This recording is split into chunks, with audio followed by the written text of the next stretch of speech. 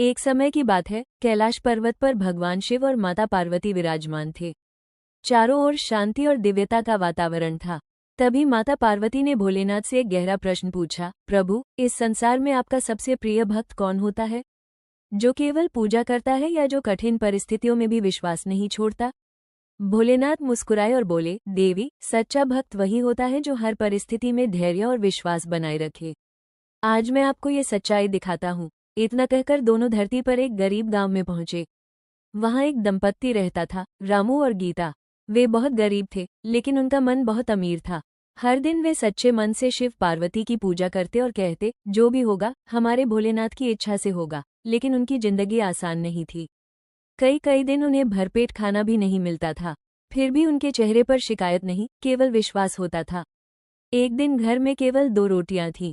दोनों ने सोचा, आज हम दोनों बांटकर खा लेंगे। तभी दरवाजे पर दस्तक हुई। दरवाजा खोलते ही उन्होंने देखा कि एक बूढ़ा भिखारी और एक वृद्धा महिला खड़ी हैं। वे और कोई नहीं, बल्कि भगवान शिव और माता पार्वती ही थे, जो उनकी परीक्षा लेने आए थे। भिखारी ने कहा, बेटा, हम बहुत भूखे हैं, क्या कुछ खाने को मिल सकता है? रामू और गीता ने एक दूसरे की ओर देखा। उनके पास बस वही 2 रोटियां थीं, लेकिन बिना एक पल सोचे उन्होंने दोनों रोटियां उन भिखारियों को दे दी। गीता ने धीरे से कहा, अगर भगवान ने चाहा तो कल कुछ और मिल जाएगा। दोनों भूखे ही उस रात सो गए, लेकिन उनके चेहरे पर संतोष था और मन में पूरा विश्वास, भोलेनाथ हमारे साथ है। ये देखकर माता पार्वती की आंखें भर आईं। उन्होंने शिवजी से कहा, प्रभु, ये लोग खुद भूखे हैं, फिर भी दूसरों को खिला रहे हैं। इनका विश्वास कितना अटूट है। तभी भगवान शिव ने मुस्कुराकर अपना दिव्य रूप प्रकट किया। पूरा घर तेज प्रकाश से भर गया। रामू और गीता घबरा गए और तुरंत उनके चरणों में गिर पड़े। भोलेनाथ बोले, तुमने बिना स्वार्थ के सेवा की, बिना शिकायत के विश्वास रखा।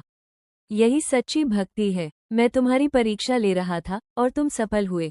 माता पार्वती ने आशीर्वाद देते हुए कहा, आज से तुम्हारे जीवन में कभी अभाव नहीं रहेगा। अगले ही दिन से उनकी किस्मत बदल गई।